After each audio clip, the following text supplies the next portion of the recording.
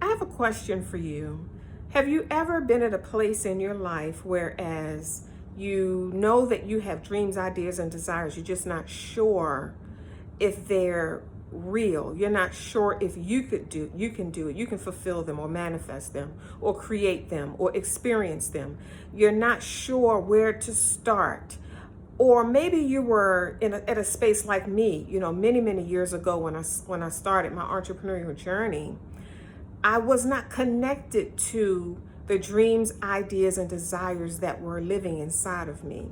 Think about what I just said. I wasn't connected to, I was disconnected from my own dreams, ideas, and desires. Meaning I had them, they were alive in the background of my mind, they were in my heart, but they weren't real enough to me for me to do something about them. That's what I'm trying to say. They were there. I walked around with them. If someone asked me, of course, I want to write a book, I want to start a business, I want to go here, I want to fly there, I'd like to live here, I'd like to drive this, I'd like to experience that, I want to give to this or organization or contribute to this space or area or group of people, that I have a passion about. But that desire, the dream, and the idea wasn't a part of me, and I know it wasn't a part of me because I was able to continue to walk about and go about my life and not put action to the dream, idea, and desire.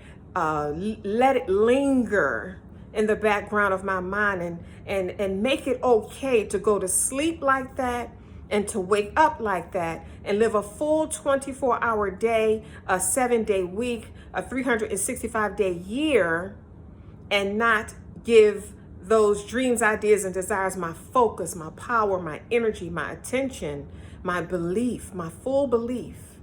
When I realized that the reason, because see, I didn't know that was going on at first. I had to question how come I was not manifesting the dream, idea, and desire that I wanted for my life. How come my life didn't reflect what I dreamed in my heart, or what I desired, or what I thought my life would look like? How come that wasn't happening? Now, listen to me really, really closely here. What I discovered is that I am all that I would ever need to be in this life. And that's what I say to you. You've been following me for a while. You already know this is what we do as attractive thinkers. And this is how we think. This is our perception. This is our knowing and our belief. And the beliefs that aren't fully established, we're working on them every day. We're in that lane and on that path and keeping them ever before us so that we can become one with them. When I realized that nothing moved until I moved, when I realized that I was the beginning and the end of my life, meaning whatever was going to be created in my life, whatever I was going to experience in this life experience, it was going to have to come through me first. Meaning I would have to build it inside of me before I could express it outside of me. I want you to think about that. These clarities, this perception shift right here is going to support you in unleashing and allowing and giving that dream, idea, and desire permission to be born. Permission for you to create it. It's going to unlock something inside of you. It's going to break the chains that are holding your dreams hostage. It's going to release whatever obstacle is in the way. It's going to release the dream. It's going to have to let the dream go. It's going to have to set the dream free when you become one with it. Because see, it's going to have to set it free because now you're acknowledging the dream. You're pausing and you're turning your attention and your energy in the direction of the dream. Now your dream gets your attention power. Now your dream gets your focus power. Now your dream gets your belief power. And the more power and attention and thoughts that you give to the dream, the more form it takes on, the more it begins to take on shape, and the more clarity you have concerning it, the more you can see it becoming your reality.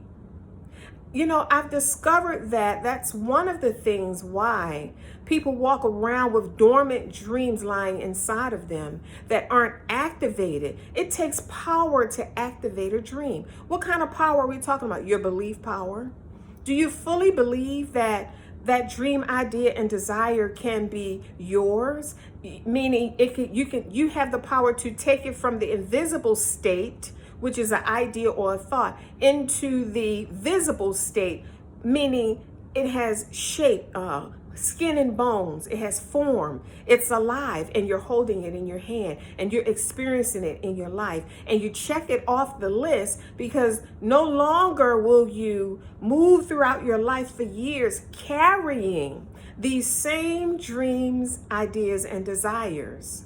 Now that you've given birth to them, you can check them off of your list and make room for other dreams, ideas, and desires, because we're endless beings. We're infinite beings. There's no end to us. We keep transforming. We keep changing. We keep growing and evolving and expanding and enlarging ourselves, because we are powerful. We're created in the image and the likeness of the God that created us. And that God is fantastic and amazing. He's phenomenal. There's no end to him. There's no end to the power that he has. Look at creation. Everything that God created is still standing. It's powerful. It's infinite. It's forever. And the dreams, ideas, and desires that are inside of you, they never end. You're not done. No, it's not too late. You didn't waste your time. You're not done. You're not finished. You know why I say that? As long as you're still breathing, there's more. Someone asked me, this was many years ago, I was at a mastermind for attractive thinkers. And this one attractive thinker asked me, she said, Dr. Tony, what does it mean? The first question she asked me is, what is happiness? And I said, happiness is a choice. Because when I thought about it, I couldn't base my happiness on a particular thing, because the thing that I could actually think to base it on, it changes. So it had the power to cause my happiness to fluctuate based on how it fluctuated. So that's not happiness. So when I thought about it, I said happiness is a decision. I recall having to decide that I was just going to be happy.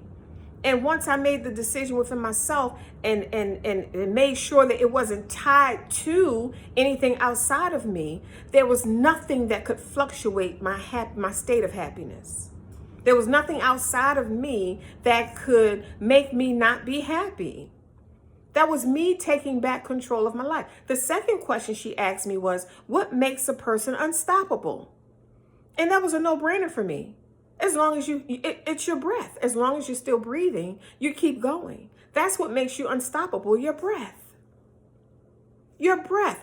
I can look back over my life and I realize the only thing, people say, once you reach certain levels of success, people ask you questions like, how did you get here? Or what do you attribute to your success? Or what do you think was the pivotal moment or defining moment in your life that, really launched you out into where you are right now?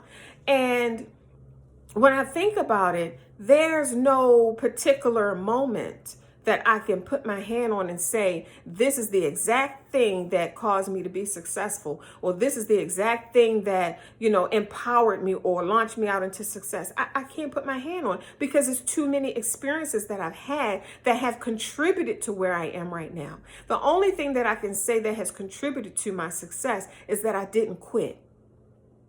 I refuse to quit. I refuse to give up. Now, greatness plays a role in that. We all have greatness inside of us. And if you ever wonder how you made it here, you have to look back and attribute it to think about the times where you felt like quitting, or you felt like giving up, or you felt like you were at the end of your rope, or this was it. I know I have. I know I found myself in situations where I couldn't see beyond that particular situation. I had just made up my mind that this is what life was going to be for me. This is just what it's going to be. This is it right here. This is just it. My life is going to look like this going forward until I take my last breath. See, life has a way of throwing some curveballs at you that you didn't expect, and you find yourself saying things that you never thought you'd say. But that greatness inside of you, have you ever wondered, like, how did I get here? Or how did I make it over? Or I don't know how I made it through that. There was something else at play other than you. There was something else at play in your life other than your will, your hope, because hope runs out. You know, people say they quit or they checked out or they gave up because they were at the end of their rope. I beg to differ. It's not that they were at the end of their rope. They were at the end of their hope. And that's a difference. Hope is a powerful thing. We can lose a lot of things in life. I always say, but when you lose yourself, you've lost everything. And hope is something that you need going throughout your life. You don't want to lose hope, because lose hope, not do that and do what? Not be an attractive thinker and be who? Not be Dr. Tony and be who? Who would I prefer to be other than me, my authentic self? So when it comes down to the place where you are right now, if you're listening to this message right now, you're unstoppable. Look at how far you've come. Yes, you made it here, tripping and falling, complaining and crying and throwing in the towel and picking up the towel and turning your back and turning back towards you, turning your back on your dream and turning back around towards the dream and stomping and kicking and laughing and celebrating and, you know, loving and traveling and experiencing. You made it here through the full spectrum of emotions that we call life. And you're still breathing. And you still have that ambitious spirit, or you wouldn't even be listening to this message. You know what the attractive thinker is all about. You knew what it was about when you saw the email. You knew what it was about when you saw the video. You knew what it was about when you saw the podcast, the link to the podcast. You knew what it was about when you saw the book. You knew what it was about when you saw the logo, but you clicked on it anyway. What is that? What do you think that is? You clicked on it anyway because there's something inside of you that will not let you quit. It refuses to let you quit. It refuses to let you stop. And as long as you don't stop, you're going to make it to, and I don't even want to say destination. There is no destination. Life is a journey. We are experiencing an ever moving, ever evolving, ever expanding, ever changing journey. And it's not that we have to pack for the journey. We have to be flexible. We have to be resilient because we don't know who we're going to have to become in order to encounter what we have to encounter. I might have to become this woman over here or this man over there. And then I have to be maybe not be as strong over here. Maybe there's a version of me that has to be stronger over there. Maybe as I continue on my journey, if I get further down the road, I won't have to experience so much resistance. So maybe at certain times in my life, I won't have to speak as much. I won't have to say much. Maybe there are certain other times as I get further down the road that I'll have to talk a lot. There's a lot that I need to say. See, we have to be resilient and flexible and open to the journey ahead and the journey that we're experiencing right now. And when we become unstoppable, it's like a commitment that you make to yourself. It's like a bet that you bet on yourself. As long as I'm still breathing, I'm going to keep going. You know, it's like a promise that you make to yourself. As long as I'm still breathing, as long as I keep waking up in the morning, I'm going to make it a great day.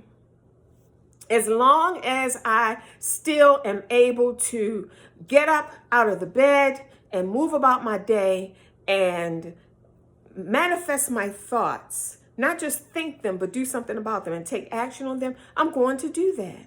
I'm going to make it a fantastic and amazing day. As long as I wake up in the morning and I'm gifted with another day, I'm going to squeeze all of the good that I can out of this day.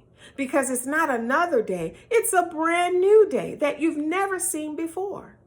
I want you to run on over to Amazon and grab your copy of The Attractive Thinker. You need to have this.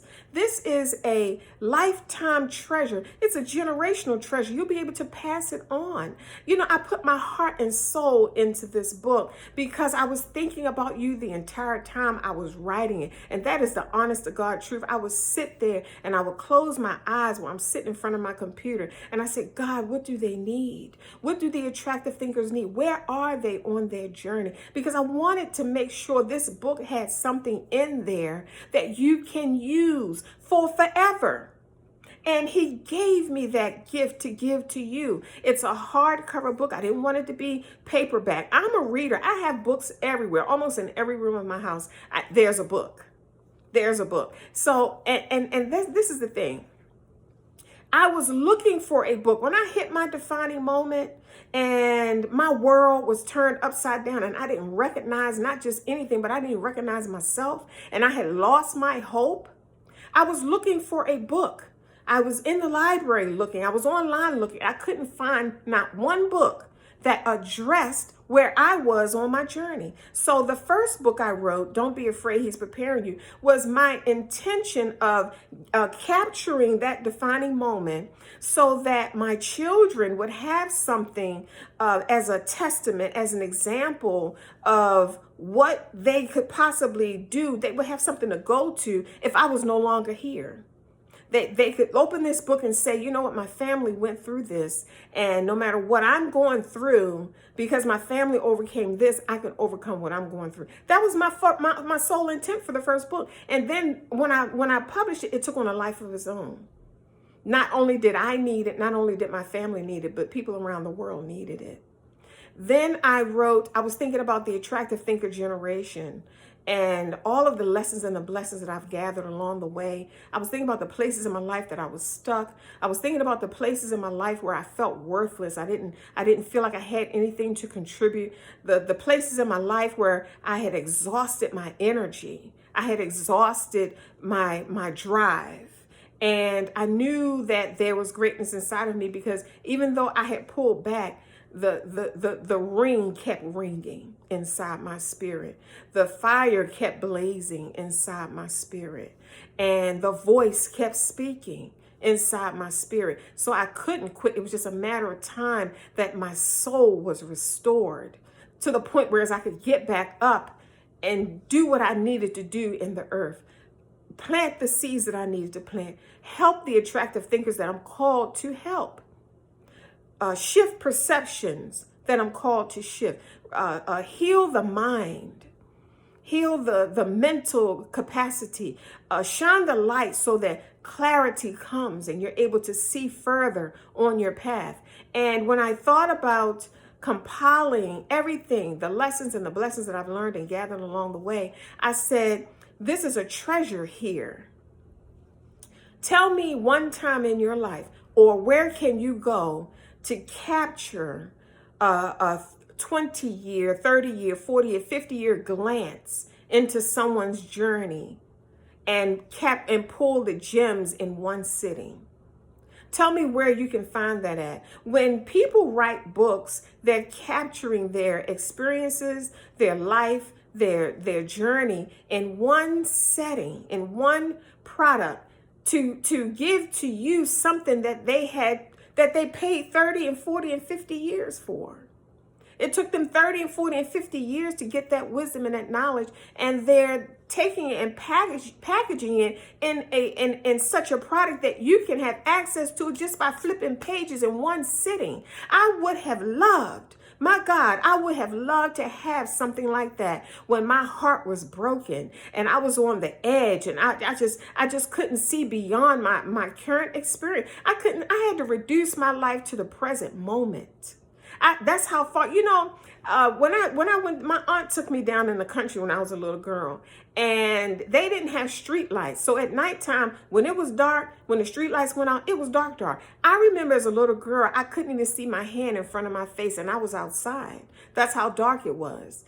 When I experienced my defining moment and I was losing hope and giving up on my greatness, I couldn't see beyond my current moment. When I say current moment, if I was drinking a cup of water, I couldn't see beyond the last drink.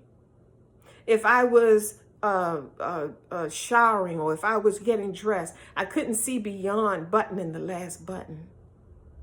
I just had to keep going and button the last button and then figure out what comes next after that. See, sometimes in life you enter into dark space. You know it's dark when you can't see your own self. You know it's dark when you forget what you look like. You know it's dark when you forget that you're powerful and you're called and you have gifts and people need you, and you didn't make it here by just your willpower. I have a lot of willpower, but it wasn't my willpower that got me through the fires in my life. I had to rely on the fire inside of me. And when you rely on the fire inside of you, you can only see as far as you go. That means you have to keep moving if you want to see more, if you want to see further. You can't stay there, because as long as you stay there, all that fire is going to illuminate is everything around you, maybe 2 or 3 feet ahead of you. I don't know. But as long as you keep moving, you can see further ahead of you. And when I thought about what could I give the attractive thinkers who are like me, who feel like me, who are driven like me, who are full like me, who acknowledge their greatness inside of them like me, who want to make their life count, who want to make their mark, who want to create, live, and leave a legacy that speaks when they no longer can, who feel stuck, who are great in not so great experiences, who are great in not so great environments, who are great and around not so people who haven't tapped into their greatness. I don't want to say not so great people, because we have greatness. All of us have it. Some of us believe it. Some of us don't believe it. Some of us activate it. Some of us don't. Some of us talk about it and do nothing about it. But I wanted to come for the attractive thinker who knows that they are different, who knows they're ambitious, who knows they're uncomfortable around mediocre conversations, who knows